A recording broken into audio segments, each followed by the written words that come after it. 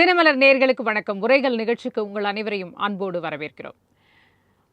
முதலமைச்சர் விஜய் அவர்கள் ஒரு உத்தரவை போட்டதாக சொல்லப்படுகிறது. அதாவது ஆணையம், அதாவது தமிழக அரசின் பல துறைகளின் கீழ் வரக்கூடிய ஆணையங்கள், வாரியங்களுக்கு தலைவரை நியமிக்க எந்த சிபாரிசும் வரக்கூடாது, யாருமே சிபாரிசு செய்யக்கூடாது அப்படின்னு சொல்லிட்டு அமைச்சர்களையும் கூட்டணி கட்சியினரையும் அறிவுறுத்தி இருக்கிறார் அப்படின்ற ஒரு விஷயம் வருது. ஸோ இது எதற்காக சொல்லியிருக்கிறார்? ஒரு துணிச்சலோடு சொல்லியிருக்காரா? அவருக்கு ஒரு நல்ல ஒரு இந்த மாதிரி ஆணையங்கள், வாரியங்கள்லாம் திறம்பட செயல்படணும்னா அதற்கான ஒரு திறமையான யாருடைய கண்ட்ரோலும் இல்லாமல், எந்த அழுத்தமும் இல்லாமல் பணியாற்றக்கூடிய ஒரு திறமைசாலிகள் அந்த இடத்துல இருக்க வேண்டியது அவசியமா இருக்கு. ஸோ அந்த மாதிரியான மனிதர்களை தேடி தேடி அவர் அந்த ஆணையங்கள், வாரியங்களுக்கு நியமிக்க போகிறாரா அப்படின்ற ஒரு கேள்வி இருக்கிறது. மிக துணிச்சலான ஒரு முடிவை இது மூலமா எடுத்திருக்காரா?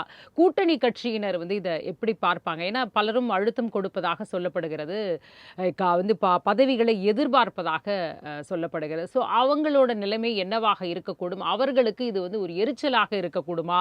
இல்லை அவங்க வேற ஏதாவது முடிவை எடுப்பதற்கான ஒரு வாய்ப்பை இது கொடுத்து விடுமா? இது ஒரு சரியான முடிவு தானா? இல்லை தாவேகாவினருக்கே நிறைய கொடுக்க வேண்டி இருக்கு, அவங்களே தயாரா இருக்காங்க போது இது சிபாரிசு செய்து வேற கூட்டணி கட்சியினர் வர்றது அப்படிங்கிறத ஏற்றுக்கொள்ள முடியலையா? இல்லை திறமையான ஆட்கள் அங்கே வர்றது அப்படின்றது தான் இதன் பின்னணியில் இருக்கக்கூடிய ஐடியாவா? இது என்ன நடக்க போகுது அப்படின்றது தான் இன்னைக்கு நம்ம பேச இருக்கோம்.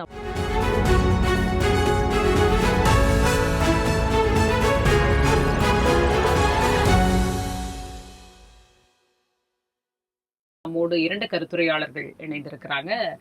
முதலாவதாக அரசியல் விமர்சகர் திரு திலகரசன் அவர்கள் நம்மோடு இணைஞ்சிருக்காங்க. வணக்கம் சார். மற்றும் மூத்த பத்திரிகையாளர் திரு ஆதித்தன் அவர்களும் நம்மோடு இணைஞ்சிருக்காங்க. வணக்கம் சார். வணக்கம். திலகரசன் அவர்கள்ட்ட இருந்து ஆரம்பிக்கணும் அப்படின்னு நினைக்கிறேன். திலகரசன் சார், சொல்லுங்க. அதாவது எந்த அடிப்படையில இந்த மாதிரியான ஒரு முடிவு எடுக்கப்பட்டிருக்க கூடும் அப்படின்னு நீங்க நினைக்கிறீங்க? ஏன்னா லயோலா மணி அவர்கள் தமிழ்நாடு பாடநூல் கழகத்தின் தலைவராக நியமிக்கப்படுகிறார், தாவேகாவுடைய பேச்சாளர் அப்படின்னு. முன்ன ஆட்சி காலத்திலையும் திமுகவிலையும் நட்சத்திர பேச்சாளர் திண்டுக்கல் லியோனி அவர்களுக்கு தான் இந்த அந்த இயக்குனர் பொறுப்பு வழங்கப்பட்டதுன்னு நம்ம பார்க்கிறோம். சோ அதே மாதிரி தானே ஒரு இதை கொடுத்திருக்கிறாரு. அப்படி இருக்கும்போது இதுல மட்டும் என்ன சேஞ்ச்? ஏன் வேற யாருமே எதையும் கேட்க கூடாது அப்படிங்கறது, இது மூலமா என்ன சொல்ல நினைக்கிறார் விஜய்? தமிழக முதலமைச்சர் விஜய் அவர்கள் என்னன்னா, அவரு தீர்மானிச்சு ஒரு நல்ல நபரை தேர்ந்தெடுத்து தான் கட்சிக்காரங்களை சார்ந்தவங்களும் திறமையானவர்களும் நமக்கு கட்டுப்பட்டவர்களும் நல்ல அறியப்பட்ட ஒருத்தவங்களா நமக்கு பாடநூல் கழகத்துக்கு எல்லாத்துக்குமே நமக்கு பாடநூல் கழகத்தை அறிவிச்ச மாதிரி மீதி இருக்கிற ஆணையத்துக்கு எல்லாமே அறிவிக்கணும் அப்படின்னு நினைக்கிறாரு. இது நல்ல விஷயம் தான். ஒருத்தர் ஒரு பரிந்துரை, மற்ற கூட்டணி கட்சிகள் இருந்து ஒரு பரிந்துரை பண்ணும்போது ஒரு இக்கட்டான ஒரு சூழ்நிலைக்கு தள்ளப்படுவாங்க. அப்படின்னா பரிந்துரை பண்ணிட்டாங்கன்னா, ஒரு முக்கியமான கட்சி தலைவர்களோ கூட்டணி கட்சி தலைவரோ வேற யாராவது இருந்தாங்கன்னா கண்டிப்பா அவங்களுக்கு செவிச்சாச்சு அவங்களுக்கு முடியாதுன்னு சொல்ல முடிய ஒரு இக்கட்டான சூழ்நிலைக்கு தமிழக முதலமைச்சர் தள்ளப்படுவார் அப்படின்றதுக்காக முன்னமே அதை சொல்லிடுறாங்க. இந்த மாதிரி யாருமே சிபாரிசு பண்ணி வர வேண்டாம், அவங்களுக்கு கண்டிப்பா கொடுக்க மாட்டோம் அப்படின்றதுக்கு ஒரு எச்சரிக்கையா தான் இதை கொடுக்குறாங்க. ஒருவேளை அதை இது சொல்லல அப்படின்னா இதுக்கு முன்னாடி எல்லாருமே அடுக்கடுக்கா இந்த மாதிரி சிபாரிசுகளோட வர ஆரம்பிச்சிருவாங்க. நிறைய கூட்டணி கட்சிகள் இருக்கிறாங்க, அவங்க எல்லாருமே வர ஆரம்பிச்சிருவாங்க. மக்கள் இடத்துல ஒரு இதுக்கு முன்னாடி இருந்த ரெகுலர் பொலிட்டிக்கல் திருப்பி அப்படியே கண்டினியூ ஆகும் அப்படின்றத ஒரு எண்ணத்துலதான் இந்த மாதிரி கொடுத்துருக்காரு. இது ஆல்ரெடி காங்கிரஸ்க்கு ஒரு எம்பி சீட்டை கொடுத்துட்டாங்க, ராஜ்யசபா எம்பி சீட்டை தாவேகா அரசு கொடுத்துட்டாங்க. அதுலயே பாத்தீங்கன்னா நிறைய ஒரு சலசலப்பு வந்தது. தாவேகா அரசுக்கு பார்லிமெண்ட்ல பேசுறதுக்கு ஒரு ஆளு கரெக்டான ஒரு வாய்ப்பு கிடைச்சும் தாவேகா அரசு அதை மிஸ் பண்ணிருச்சா? நம்மளோட உரிமையை டெல்லியில போய் பேசணும்னா, பார்லிமெண்ட்ல போய் பேசணும், நமக்கான ஒரு கட்சியை சார்ந்த நம்ம நிர்வாகி இருந்தாதான் கரெக்டா இருக்கும் அப்படின்றது அதை தாவேகா அரசு மிஸ் பண்ணிருச்சு அப்படின்றது பல தரப்புல இருந்து நிறைய ஒரு குற்றச்சாட்டுகளோ எதிர்மறையான விமர்சனங்களோ வந்ததை பொறுத்துதான் திருப்பியும் அந்த மாதிரி ஏதாவது ஒரு சூழல் ஏற்பட்டுறக்கூடாது அப்படின்றதுக்காக அவர் அந்த மாதிரி சிபாரிசு எல்லாமே தவிர்க்கணும் அப்படின்னு நேர்படியா ஒரு சரியான ஆளை நியமிக்கணும் அப்படின்ற ஒரு எண்ணத்துல இந்த மாதிரி கொடுத்துருக்காங்க. இந்த மாதிரி ஒரு வெளிப்படையான ஸ்டேட்மெண்ட் இது வரைக்கும் யாருமே கொடுத்ததில்ல. இது ஒரு வெளிப்படையா கொடுத்துருக்கணும், வரவேற்கத்தக்கது, ஒரு மாற்றத்துக்கான ஒரு அரசியலா இதை நம்ம தன் கட்சியோட பேச்சாளரை தானே திரும்ப நியமிச்சிருக்கிறாங்க இல்லையா? அப்போ அது எப்படி ஜஸ்டிஃபை பண்ண போறாங்க? நீங்க பாருங்க, எந்த ஒரு கட்சியிலுமே ஒரு இளம் வயதுல ஒரு பேச்சாளரா இந்த வயசுல இருக்க மாட்டாங்க.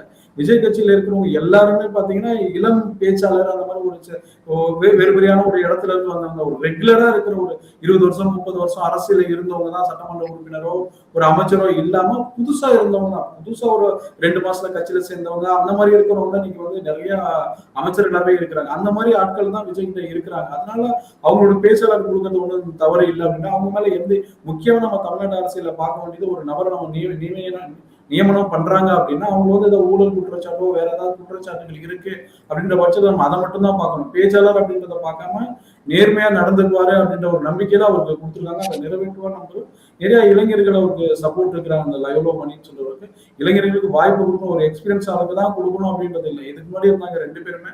அவங்க பெருசா என்ன பண்ணாங்க அப்படின்றது வளர்மதி அவங்க முன்னாள் அமைச்சராக இருந்தாங்க.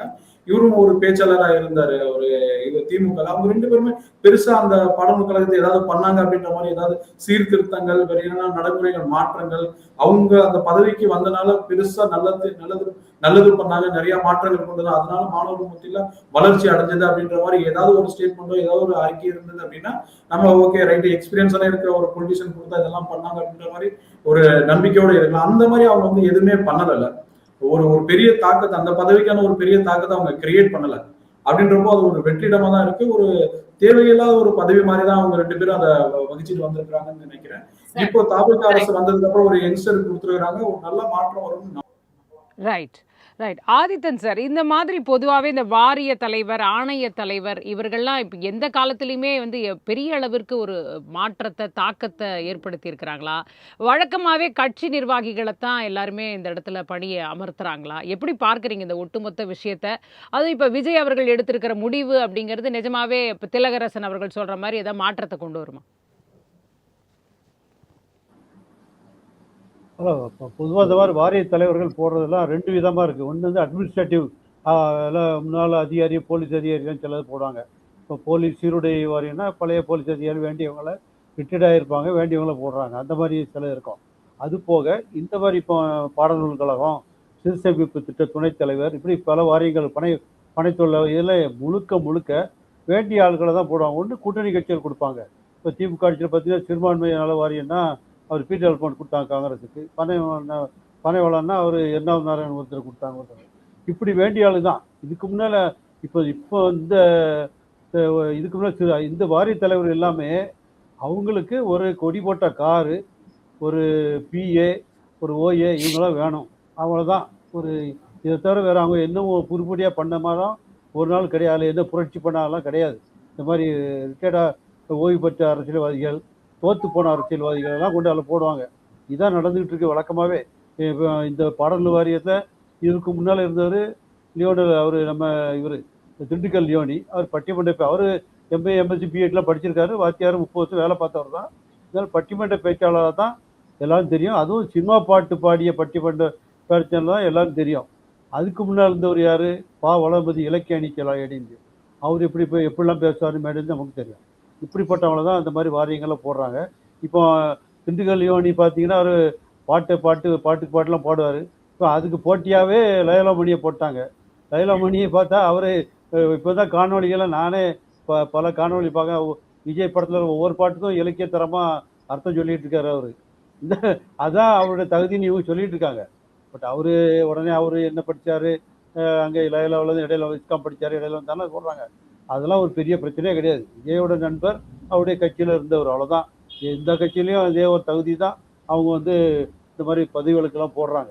இப்போ பனைத்தொழில் வாரியம் போட்டாங்கன்னா அவர் முடிவில் பார்த்தீங்கன்னா பனைத்தொழிலுக்கு எதுவுமே பண்ணியிருக்க மாட்டார். தொழில் வளர்ச்சிக்கு எதுவும் பண்ண மாட்டார். பேருக்கு இங்கே 4 இடத்துல டூர் போவார், பேட்டி விடுவார், அவ்வளோதான்.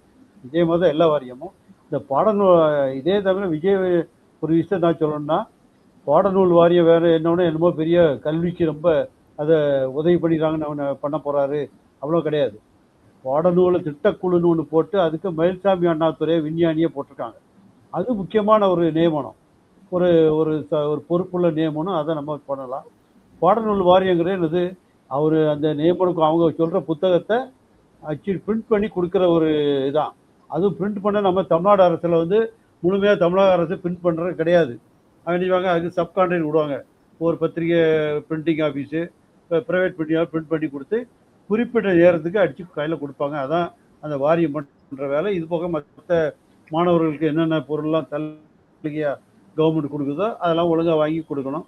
இதில் எவ்வளவு கமிஷன் அதெல்லாம் வேறு விஷயம். அதெல்லாம் ஆனால் இப்போ நடக்கான்னு சொல்லுங்க, அது ஒரு விஷயம். ஆனால் இந்த மாதிரி இல்லை நீங்கள் சொல்ல மாதிரி சிபாரிசு பண்ணாதுங்கன்னு சொல்கிற காரணம் விஜய் வந்து இந்த ஒரு பிரச்சனைக்காக நான் சொல்லலை.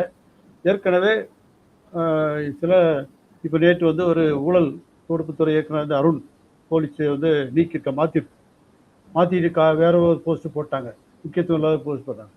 அவர் வந்து திமுக ஆட்சியில் ரொம்ப நெருக்கமாக தலைவருக்கு இருந்தார். அப்படிலாம் ஒரு குற்றச்சாட்டுலாம் வந்துச்சு. அவர் இந்த மாதிரி போஸ்ட்டுக்கு போட நிர்பந்தம் பண்ணது விடுதலை சிறுத்தைகள் கட்சி தலைவர்னு சொல்லி ஒரு எல்லாரும் குற்றச்சாட்டு சொல்லிக்கிட்டு இருக்காங்க.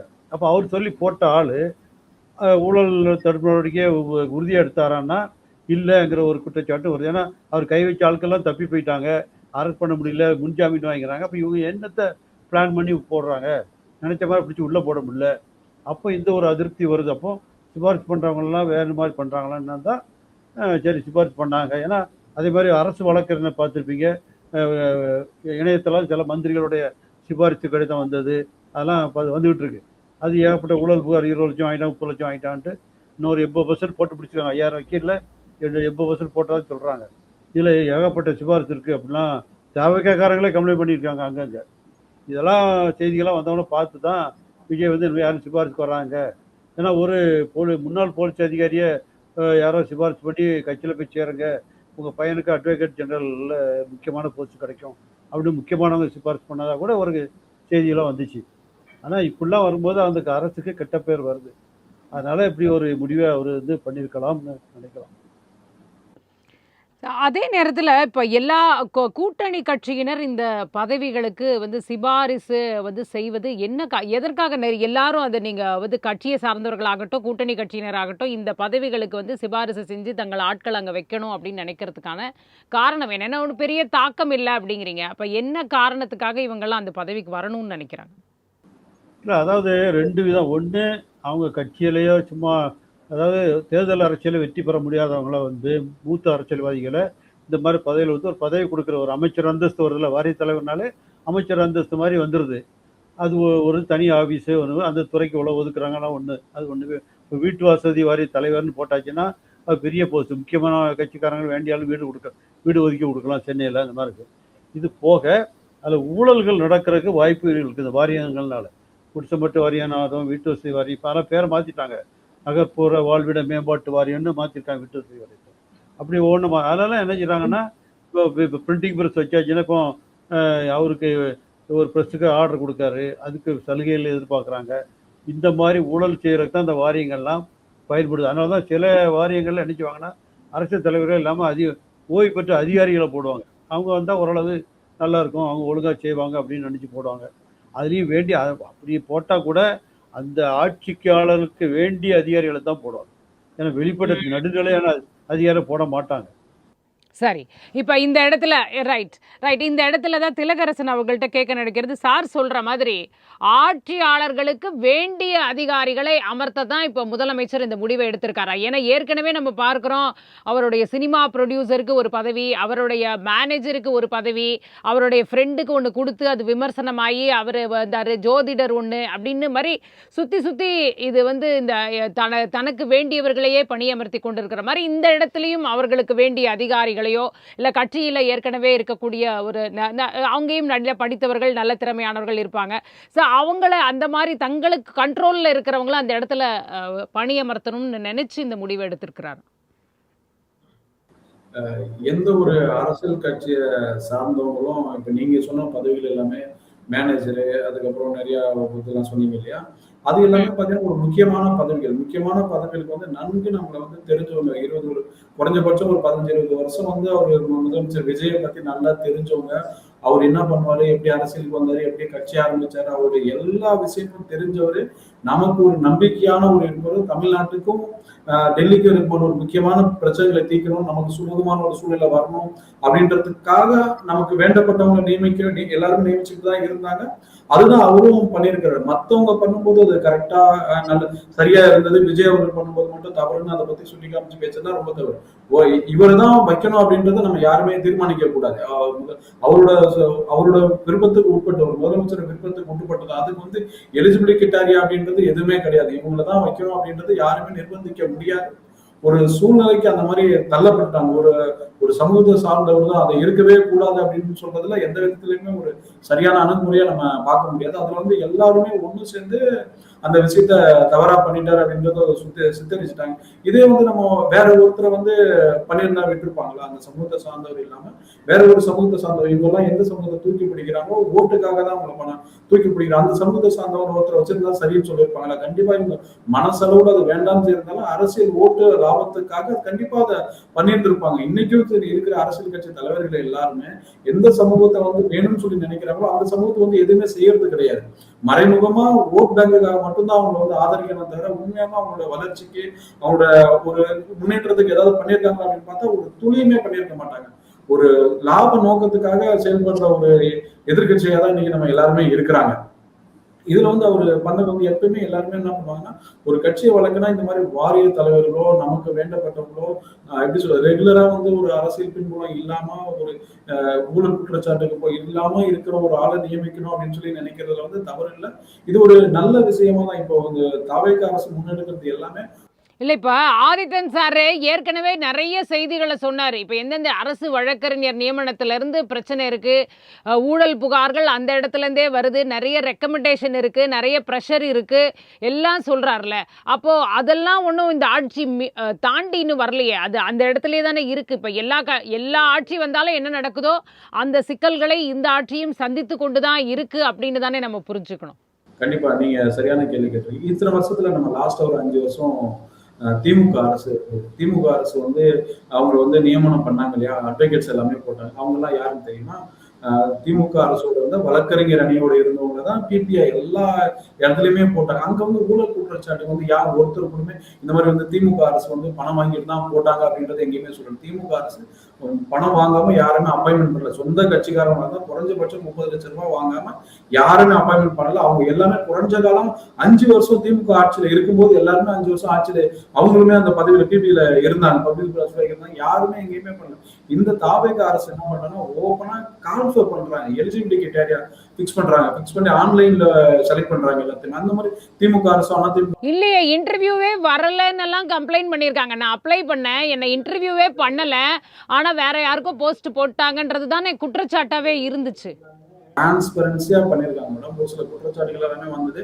ஒரு இடத்துல வந்து நேர்மையா இருக்கும்போது நிறைய குற்றச்சாட்டுகள் வரதான் செய்யும்.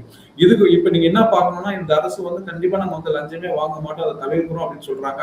இருந்தாலும் குற்றச்சாட்டுகள் அதிகமா வருது அப்படின்னா இங்க வந்து கரெக்டா இருக்குன்னு அர்த்தம். இதுக்கு முன்னாடி இருந்தவங்க எல்லாருமே எங்கேயுமே ஊழல் குற்றச்சாட்டுகளை பத்தி இந்த வழக்கறிஞர் நியமனமோ மத்த பணியிடை மாறுதலோ எங்கேயுமே குற்றச்சாட்டே வரல பண்ணுங்க. ஏன் சொல்லுங்க? அங்கெல்லாம் வந்து சைலண்டா எல்லாமே பண்ணிக்கிட்டு இருந்தாங்க.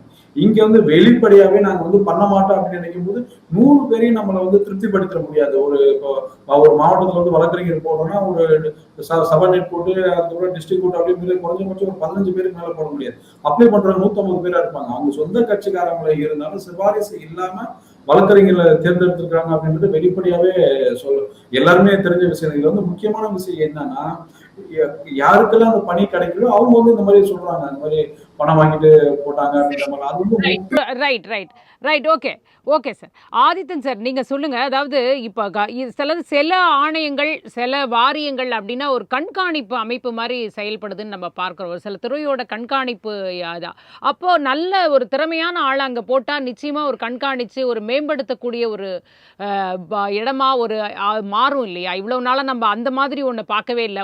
ஒரு எக்ஸ்டெண்டட் வந்து ஆள் மாதிரி தான் அந்த ஆணையத்தோட தலைவர்களும் வாரியத்தோட தலைவர்களும் செயல்பட்டதை நம்ம பார்க்கிறோம். அப்போ உண்மையிலேயே ஒரு கண்காணிச்சு அந்த இடத்த சரி பண்ணணும் அப்படின்னு நினைக்கக்கூடிய பர்சன் அங்கே வைக்கும் பொழுது கண்டிப்பாக நிறைய துறைகளில் நல்ல முன்னேற்றம் வரும்ல.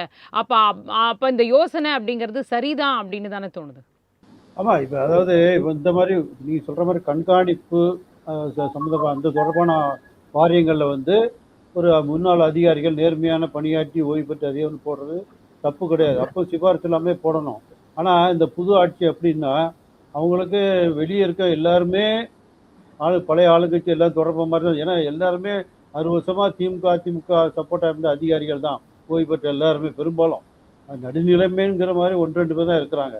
அவங்கள எப்படி தேடி பிடிச்சி போடுவாங்கன்னு தெரில அவங்க. ஏன்னா போலீஸ் அதிகாரியே இவங்களால வந்து இப்போ இப்போ நேற்று அவர் 4 மணிக்கு வரவேற்றிருக்காரு ஒரு ஐஏஎஸ் அதிகாரி, 8 மணிக்கு காத்திருப்போர் பட்டியல் போயிட்டார் உமாசங்கர். அதே மாதிரி மதுரையில் ஒரு அதிகாரியை ஐஏஎஸ் அதிகாரி பணிஞ்ச போட்டு பணியினால அந்த இடத்த அந்த துறையில் அடுத்த துறைக்கு மாற்றுறாங்க. அது எதனால அங்கே உள்ள அமைச்சர் வந்து வேண்டாம்னு சொல்லிட்டாரு, இந்த அமைச்சர் இப்படியெல்லாம் பிரச்சனைகள் அங்கே இருக்குது. ஒன்று வந்து அமைச்சர் எல்லாமே கத்துக்குட்டிக்கு மாதிரி புதுசாக வந்திருக்காங்க, அவங்க பழகி வர்றதுக்கு நாளாகும். ஒன்று ஒரு சிலர் வந்து சிபாரிசுகளுக்கு இடம் கொடுக்காங்கன்னு ஒரு கம்ப்ளைண்ட்லாம் வந்துட்டு, இந்த மாதிரிலாம் பிரச்சனை வர்றதுனால தான் இவங்க வேண்டியால போட வேண்டாம், சிபாரிசார் வந்துடுவாங்கன்னு அவரு சொல்ற மாதிரி. ஏன்னா காங்கிரஸை பொறுத்தவரையில் அவங்க வெறும் மந்திரி பதவி ஒன்று கொடுத்தா போதுமானு, இன்னும் அவங்க இன்னும் 5 பேர் இருக்காங்க, மற்றவங்களாம் பதவி கொடுங்க. ஏன்னா இப்போ அரசு வழக்கெண்ணு போடும்போது நீ சொல்ற மாதிரி திமுக அவங்க வழக்கம் தான் போடுவாங்க, காங்கிரஸ் ஆட்களுக்கு போடுவாங்க. இப்போ தாவாக்கையில் மற்ற 2 கட்சி மாதிரி அந்த அளவுக்கு வழக்கறிஞர்கள் கிடையாது, கட்சி வழக்கறிஞர் கிடையாது, இருக்காது கட்டாயம். அப்போ என்ன செய்வாங்க, வேற ஆளை தான் போவோம். அந்த டைமில் தான் திமுககாரங்களே வந்துடுறாங்க உள்ள சிபாரிசு வச்சுக்கிட்டு. அதனால தாவேக்க விழுப்புரத்தில் அந்த குற்றச்சாட்டு வந்துச்சு. அப்படி ஒரு பிரச்சனை அங்கே இருக்குது. இதே மாதிரி இவங்க வந்து இப்படிலாம் வரும்போது தான் காங்கிரஸ் மட்டும் இல்லை, விடுதலை சிறுத்தைகளோடு கேட்குறாங்க, அவங்க வேண்டிய ஆளுக்கு வேற பதவிகள் கொடுங்க. இப்போ இன்னைக்கு குற்றமாட்டு அப்போ அவர் வந்து சமூக நீதி வாரிய தலைவர், அதுக்கு தலைவர் இருக்காரு. அதுக்கு போக அது சம்மந்தமாக வேற வாரியங்கள் ஏகப்பட்டு இருக்கு. அந்த வாரியங்களெல்லாம் எங்கே வேண்டிய ஆட்களை போடுங்க அப்படின்னு சொல்றாங்க. விடுதலை சிறுத்தைகள் தான், காங்கிரஸ் தான். சரி, இப்ப இவரு மாட்டேன்னு சொல்றாரு. தன்னுடைய சொந்த கட்சியிலுமே அமைச்சர்கள் சிபாரிசை வந்து கொண்டு வரக்கூடாதுங்கிறாரு. கூட்டணி கட்சியினரும் சிபாரிசை வந்து ஏத்துக்க மாட்டேங்கிறாரு. இது வந்து ஒரு பெரிய ஒரு இதை ஏற்படுத்தாது, ஒரு விரிசலை ஏற்படுத்தாதா? கூட்டணி கட்சியினர் வந்து என்ன மாதிரி ரியாக்ட் பண்றதுக்கு வாய்ப்பு இருக்கு? ஏன்னா அமைச்சர்களே எப்படி ரியாக்ட் பண்ண வாய்ப்பு இருக்கு? அதாவது விடுதலை சிறுத்தைகளை பொறுத்தவரை அவங்க சொல்லி போட்ட அறிமுகம் மாற்று காரணமே விடுதலை சிறுத்தைகளுடைய அவங்களுடைய ஆதரவு நிலையிலிருந்து நம்ம இருக்க வேண்டாங்கிற ஒரு முடிவை நோக்கி தமிழக வெற்றிகளும் போயிட்டு இருக்கு. ஏன்னா புதிய கட்சிகள்லாம் உள்ள வரப்போகுது, அன்புமணி மாதிரிலாம் வர்றதுனால போறாங்க. அவங்க அமைச்சர்கள் மத்தியில அந்த 2 அமைச்சர்கள் மத்தியில ஏன் வருதுன்னா, ஒரு சில அமைச்சர்கள், அதாவது ஏற்கனவே ஒரு நீங்கள் வெளியே பப்ளிக்கில் பார்த்தீங்கன்னா ஒரு 5-6 அமைச்சர்கள் தான் அவங்க வெளியே வந்து அவங்க வந்து பப்ளிக்காக பேட்டி கொடுத்தாங்க, நல்லா செயல்படுற மாதிரிலாம் காமிச்சிட்டு இருக்காங்க. அந்த அமைச்சர்கள் உடனே கம்ப்ளைண்ட் வந்து இப்போ பழனியில் ஒரு இந்த இது ஒன்று ஒரு இது வந்து நிலப்பதிவு பண்ணாங்களே, கோயில் நிலத்தை 100 கோடி நிலத்தை 2 கோடி ரூபாய்க்கு பதிவு பண்ணிட்டாங்க, சாறு பதிவாளர் சஸ்பெண்ட் பண்ணியிருக்காங்க. அதில் அமைச்சர் பேரை இழுத்து விட்டாங்க, அமைச்சர் ரமேஷ் பேரை இழுத்து விட்டாங்க, அவர் மறுத்திருக்காரு. அது வேறு விஷயம். எப்படி இந்த மாதிரி முக்கியம் அமைச்சர் பேர் வர ஆரம்பித்த உடனே அதுபோக ரீல்ஸ் போட்டு வேற அமைச்சர் மேலாம் பிரச்சனை வருது. இதெல்லாம் அவர் பார்த்து தான் யாரும் எதுவும் பண்ணிடுறாங்க, நாங்களே பார்த்துக்கிறோங்க மாதிரி முடிவுக்கு விஜய் வந்துடுவாருன்னு நினைக்கிறேன். ஏன்னா ஒட்டுமொத்தமாக அதிகாரிகளை மட்டும் வச்சுக்கிட்டு அமைச்சர்கள் பேருக்கு அவங்க இருந்தால் போதும், மற்ற நாங்களே கரெக்டாக பார்த்துக்கிறோம், ஆட்சிக்கு வந்து கெட்ட பேர் வந்துடக்கூடாது. ஏன்னா அவர் ஒரு கிளீன் இமேஜை வந்து ப்ரொஜெக்ட் பண்ணிகிட்டே இருக்காரு, ஊழல் இல்லாத ஆட்சி சொல்லிகிட்டே இருக்காரு. ஊழல் நடக்கிறத போய் என் பேரை சொல்லுங்கன்னு சொல்கிறேன். அந்த அளவுக்கு ஒரு கான்ஃபிடென்ட்டாக விஜய் வந்து ஆட்சி நடத்தும் போது இந்த மாதிரி பிரச்சனை வர வர வர டேமேஜ் ஆகிட்டே இருக்காங்க. இந்த 60 நாளில் பார்த்தீங்கன்னா அது பெரிய ஒரு தமிழறிஞர் சாலமன் பாப்பே சொல்லியிருக்காரு, இது வரைக்கும் நல்லா இல்லை, இனிமேல் நல்லா இருக்குன்னு பாப்பேன் சொல்லியிருக்காரு. அப்போ பாருங்க, மக்கள் மத்தியில் அப்படி ஒரு கருத்து உருவாகிட்டு வருது. சின்ன சின்ன பிரச்சனைகள்லாம் சேர்ந்து வரும்போது இதனுக்கு எதிரொலியாக தான் வந்து விஜய் வந்து உடனே சிபாரிசு எல்லாம் நிப்பாட்டுங்க வந்து எல்லாம் சொல்லி பாருங்க. சரி, திலகரசன் சார், இப்போ இப்படி ஒரு சிக்கல் இருக்குல்ல, வந்து ஆதித்தன் சார் சொல்கிற மாதிரி யோசிக்கிறாங்க, என்னடா இது, நம்ம வந்து ஒருத்தரை சிபாரிசு பண்ணுறோம், நம்ம ஆட்கள் அங்கே வைக்கணும்னு நினைக்கிறோம், ஆனால் அது நடக்க மாட்டேங்குது அப்படின்னு ஒரு விஷயம் வரும்பொழுது என்ன நம்ம சொல்கிறதே கேட்கலன்னா அப்புறம் எதுக்கு ஆதரவு? ஏன்னா ஏற்கனவே அவர் சொல்கிறார் பாருங்க, கம்யூனிஸ்ட்டை வந்து இன்றைக்கு பேசியிருக்காங்க, உள்ளாட்சி தேர்தலில் நாங்கள் தனியாக நிற்க போகிறோம், குதிரை பேரத்துக்கு நம்ம தான் சாட்சி, நீங்களும் நானும் தான் சாட்சின்ற அளவுக்கு வந்து இந்திய கம்யூனிஸ்ட் கட்சியுடைய மாநில செயலாளர் பேசி இருக்கிறத பார்க்க முடிகிறது. எந்த விஷயமா இருந்தாலும் அவங்க நல்லாவே ஒரு விமர்சனத்தை வைக்கிறாங்கன்றதையும் நம்ம பார்க்க முடியுது. ஸோ அப்போ ஸ்லோவா கூட்டணி கட்சிகள்லாம் கொஞ்சம் வந்து வெளியில போயிடலாமா அப்படின்று நினைக்கக்கூடிய சூழல்ல இந்த மாதிரி இன்னும் முடிவெடுத்தால் அது வந்து ஆட்சிக்கே ஒரு பாதிப்பை ஏற்படுத்தாதா?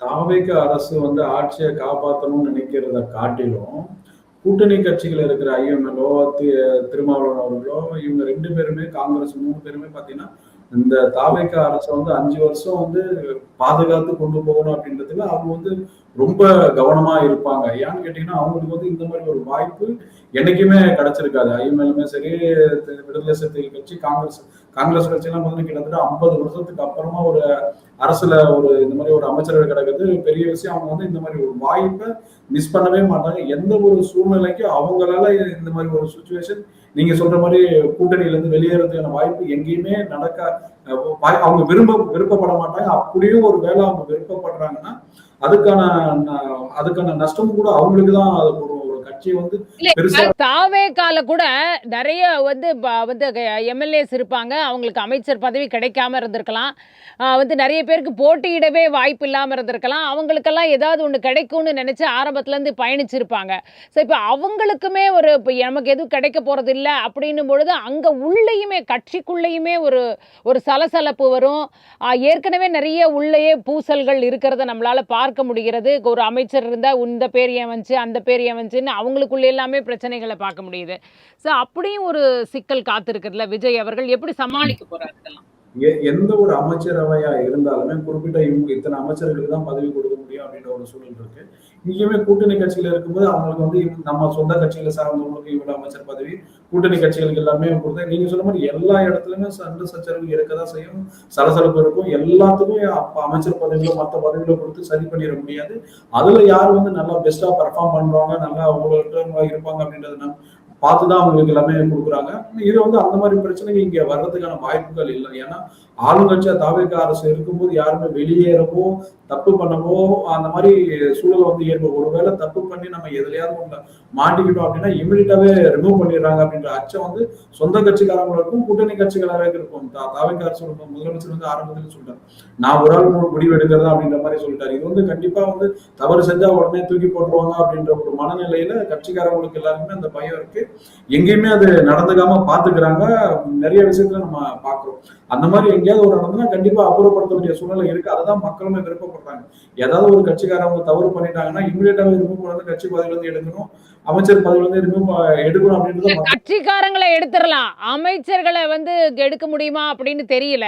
அதே நேரத்துல எம்எல்ஏக்களை வந்து ஏதாவது வந்து ஒரு பதவி கேட்கறாங்க, வேணான்னு சொல்ல முடியுமான்றதும் அந்த மாதிரியான ஒரு சிக்கல் இருக்குல்ல. ஏற்கனவே எம்எல்ஏக்களுக்கு வந்து பணம் கொடுத்து இழுக்கிறதுக்கான முயற்சிகள் நடந்துகிட்டு இருக்குன்னு தாவேகா சார்பிலே குற்றச்சாட்டு வைக்கப்படுது. அப்போ இதெல்லாமே சேர்ந்து ஒரு பெரிய ஒரு இதை ஏற்படுத்திராதா? ஒரு இக்கட்டான சூழ்நிலையில தான் தாவேகா அரசு வந்து அமைச்சர் பதவி ஏற்றிருக்கிறாங்க. இன்னமும் அந்த இக்கட்டான சூழ்நிலை வந்து போய்கிட்டே தான் இருக்கு. எந்த ஒரு சூழ்நிலையும் அந்த மாதிரி ஒரு நிலைமை வந்து ஆட்சி கவிழ்றதுக்கோ வேற எந்த மாதிரி ஒரு சூழ்நிலைக்கு மற்ற எதிர்கட்சிகள் எல்லாமே தள்ள மாட்டாங்க. அப்படி ஏதாவது ஒரு சூழலை கிரியேட் பண்ணி ஆட்சி கவிழ்க்கணும் அப்படின்ற ஒரு எண்ணங்கள் அவங்களுக்கு வந்து அந்த மாதிரி ஒரு ஏதாவது நடந்ததுன்னா அவங்களால திருப்பி வந்து ஒரு ஃபார்ம் பண்ணவே முடியாது. அதிமுக ஏற்பட்ட நிலைமை தான் திருத்து திமுக அந்த மாதிரி வேலைகள்ல ஈடுபட்டாங்க. அந்த மாதிரி பணம் கொடுத்து எம்எல்ஏக்களை வாங்குறாங்க. அந்த மாதிரி ஒரு வேலை அந்த மாதிரி நடந்ததுன்னா அவங்களோட வரலாறு முடிஞ்சிச்சு. திமுக அரசோ திமுகவும் மற்ற கட்சியோட வரலாறு முடிஞ்சிச்சு அப்படின்னு தான் நினைச்சோம்.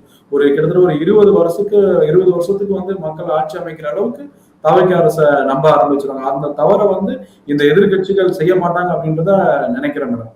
ஒருவேளை பண்ணாங்கன்னா அது ரைட் சார், உங்கள் இறுதிக்கட்ட பார்வையை அதை எடுத்துக்கிறேன். ஆதித்தன் சார், நீங்கள் சொல்லுங்கள். அதாவது இதுவே ஒரு அழுத்தமாக மாறிடாதா? ஒரு பெரும்பான்மை இல்லாத ஒரு அரசு கூட்டணி கட்சியை நம்பி இருக்கிறாங்க, இல்லை இன்னும் அவங்களும் நம்மளுக்கு வந்து ஆதரவு கொடுப்பாங்களான்னு தெரியலன்னு அவங்க சந்தேகத்தில் இருக்காங்க, கூட்டணி எப்போ வெளியில் போகுமோ அப்படின்ற ஒரு நிலைமை இருக்கும் பொழுது இந்த மாதிரியான முடிவுகள் எல்லாம் எடுக்க முடியுமா? ஒரு சுதந்திர முடிவை எடுத்து அதை முடிவு கூட எடுக்கலாம், அதை செயல்படுத்தி அதை வெற்றியாக ஆக்க முடியுமா? ஒரு பெரிய சிக்கலில் தானே இருக்குது தாவேகா அரசு. ஆமாம், தமிழக வெற்றிக்கழக அரசுக்கு வந்து ஒன்றுமே ஒரு பக்கம் மெஜாரிட்டி இல்லை, இன்னொரு பக்கம் இருக்கிற மெஜாரிட்டியும் குறைக்கிற மாதிரி ஆட்சியை கவிழ்க்கிறாங்கன்னு சொல்லி பிரச்சனையை அவங்களே பலரை அரெஸ்ட் பண்ணிட்டு இருக்காங்க. இன்னைக்கு கூட திமுக ஒரு அனிதா ராதாகிருஷ்ணன் 6 மாதத்துக்கு மேலே நீடிக்காத அவர் ஸ்டாலின் தான் சிஎம்னு பேசி ஒரு பீதியை கிளப்பிட்டு இருக்காரு. இவங்களுக்கு ரெண்டு பக்கமும் இருக்கு. இந்த மாதிரி இருக்கும்போது அதிகாரிகளோட ஒத்துழைப்பு வந்து குறைவாக இருக்கும். ஒரு தனி மெஜாரிட்டி உள்ள அரசுக்கு கிடைக்கிற ஒத்துழைப்பை விட இது போன்ற சூழ்நிலையில் உள்ள அரசுக்கு வந்து அதிகாரி ஒத்துழைப்பு குறைவாக இருக்கும். அது விளைவு தான் என்ன பாருங்க, அருண்குமார் போன்றவர்களாம் மாற்றம். இதுதான் இவர் சொன்னதை அவங்க ஏற்றுக்கிட்ட சரியான முறையில் அவங்களுக்கு தொட்டவனை விட மாட்டேன்னு விஜய். ஆனால் யாரையாவது தொட முடியுதா பாருங்க. அவன் இன்னைக்கு கூட செந்தில் பாலாஜி முன்ஜாமீன் வாங்கிட்டாரு. அவங்க எல்லாரும் டக்குன்னு போயிட்டே இருக்காங்க. அப்போ சட்டத்துறை வந்து வீக்காக இருக்குன்னு அர்த்தம். கோர்ட்டில் ஒழுங்காக பண்ணலை, போலீஸ் சரியான முறையில் எஃப்ஐஆர் போட்டு அவங்கள கரெக்டாக பிடிக்கலை, இது மாதிரிலாம் இருக்குது. ஏன்னா ஒரு காலத்தில் நான் பழைய விவரங்கள் சொல்ல விரும்புகிறேன். இந்த ஜெயலலிதா வந்து அவங்க அந்த சொத்துக்குள்ள ஒரு ஜெயிலுக்கு போயிட்டு வந்த பிறகு நான் நினச்ச அரை மணி நேரமாவது அவரை உள்ளே வைப்போம்னாங்க கலைஞரை. ஆட்சிக்கு வந்தாங்க, பாலத்தை கெட்ட பாலத்தை ஒரு இடத்துல இடிச்சிட்டு சும்மா கொத்தி பார்த்துட்டு ஊழல் நடந்துன்னு சொல்லி பிடிச்சி உள்ளே வச்சிட்டாங்க. அரை மணி நேரம் உள்ளே இருந்தார் கலைஞர். காட்ட ஊழல்னா அப்புறம் அந்த கேஸ் எல்லாம் ஒன்றும் இல்லாமல் ஆகி போச்சு. ஆனாலும் நினைச்சதை முடிச்சாங்க. அதுக்குன்னே சில அதிகாரிகளை போட்டு பண்ணாங்க. அந்த மாதிரியான ஒரு இதை வந்து விஜய் விரும்பினால் கூட நம்ம ஊழல் பண்றவங்களை தடுக்கணும். இது பழி வாங்கறதுக்காக இல்லை, உண்மையில ஊழல் பண்ணவங்களை பிடிச்சி போடனா கூட அவங்களால முடியல நிலைமையை வந்து அதிகாரியுடைய ஒத்துழைப்பு தேவை. அதுக்கு அரச நிர்வாகத்துடைய ஒத்துழைப்பு முழுமையாக தேவை. டெய்லி அவங்கள போய் உட்காந்து நீ ஊழல் ஊழல் ரைடு போட்டுட்டே இருந்தா அவங்க வந்து பாதி பேர் வேலை செய்ய மாட்டான். ஊழல் நடக்கதான் தெரியாமல் பண்ணுவான், ஆனால் நடக்காது. ஆனால் அதுக்கு வந்து அவங்களோட பாலிஷாக பண்ணி அவங்கள நம்ம கைக்குள்ளே வச்சுக்கிட்டு அதுக்கு இவங்க ஆக்ஷன் எடுக்கணும். முதல்ல தன்னுடைய நிலையை வந்து தன்னுடைய ஆட்சியினுடைய மெஜாரிட்டி எப்படி இருந்ததை பலப்படுத்திட்டே இருக்கணும். ஒரு தடவை அது அது ஒரு நிரந்தரமான அது என்னன்னா டெய்லி இது மாதிரி ஆகிப்போச்சு. டெய்லி 2 பேரை கூட்டு வர்றது, காலி பண்ணுறது. ஒன் டைம் கூட்டானா இப்போ மெஜாரிட்டி வந்தாச்சு, அதோட ஒரு 6 மாதத்துக்கு பிரச்சனை வராங்கும் போது அவன் தைரியமாக ஆக்ஷன் எடுக்கலாம். ஏன் அவர் திருப்பி இந்த குதிரை பேரும் 2 பேரும் எடுக்கிறதெல்லாம் வந்து மக்கள் மத்தியில் ஒரு இந்த ஆட்சிக்கு ஆதரவு இன்னும் இல்லையாங்கிற ஒரு கருத்தை வந்து உருவாக்கியிருக்கு. அப்போ அவங்க எப்படி மற்றவங்களாம் சரியா இருப்பாங்க. அப்போ இந்த மாதிரி டைமில் தான் அவங்க எதிர்கட்சி இழுத்தா கூட போயிடுவாங்க, 4 பேர் மந்திரி பதவி கட்சியாக போயிடுவாங்க அப்படின்னு. ஆனால் இதெல்லாம் அவங்க எப்படி சரி பண்ண போகிறாங்கன்னு தெரில. அதனால இப்போ சிபாரிசு வேண்டாம்லாம் சொல்கிறாரு. ஆனால் கூட்டணி கட்சிகளை வந்து சும்மா கிடையாது. அவங்க இருக்க கட்சிகள்லாம் மலைமூலிகைகள் தான் அவங்ககிட்ட வந்தவங்களாம். ஏன் இவ்வளோ நாள் எல்லாரும் யார்கிட்ட இருந்தாங்க? திமுக இருந்தவங்க தானே இருந்து. அங்கே இருந்து எல்லாரும் பதவி எல்லா பதவியும் வாங்கி அனுபவிச்சவங்க தான் அவங்க. அவங்க வந்து சும்மா இருப்பாங்களா? அவங்க அதையே நம்ம பார்த்துக்கணும். மிக்க நன்றி கருத்துக்களுக்கு உங்கள் இருவருக்குமே.